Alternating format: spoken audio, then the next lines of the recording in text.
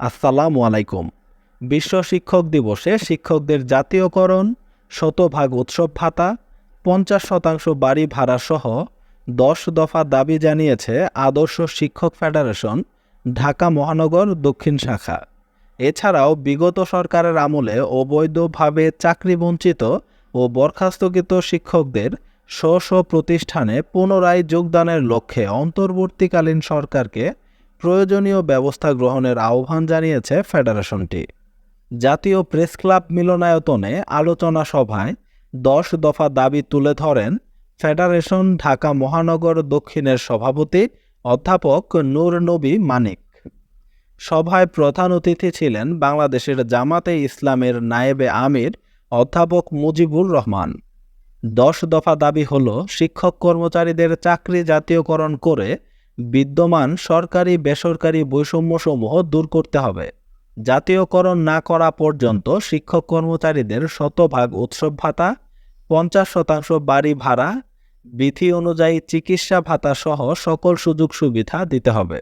বিগত ২০০৯ খ্রিস্টাব্দ থেকে বঞ্চিত শিক্ষক কর্মচারী যাদেরকে দীর্ঘদিন যাবৎ অন্যায় ও অবৈধভাবে তাদের শিক্ষা প্রতিষ্ঠান থেকে বিতাড়িত অথবা বরখাস্ত করা হয়েছিল, তাদেরকে পুনরায় স্ব প্রতিষ্ঠানে বহাল করতে হবে এবং তাদের প্রাপ্য বেতন ভাতা পরিশোধের প্রজ্ঞাপন জারি করতে হবে।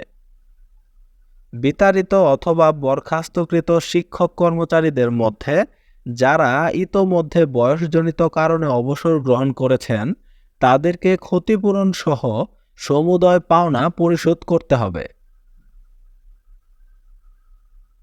পতিত স্বৈরাচারী সরকার কর্তৃক গঠিত দুর্নীতিগ্রস্ত অবসর সুবিধা বোর্ড ও কল্যাণ ট্রাস্টের কমিটি অবিলম্বে বাতিল করে সৎ, যোগ্য, দক্ষ ও নৈতিকতা সম্পন্ন ব্যক্তিদের দিয়ে কমিটি পুনর্গঠন করতে হবে।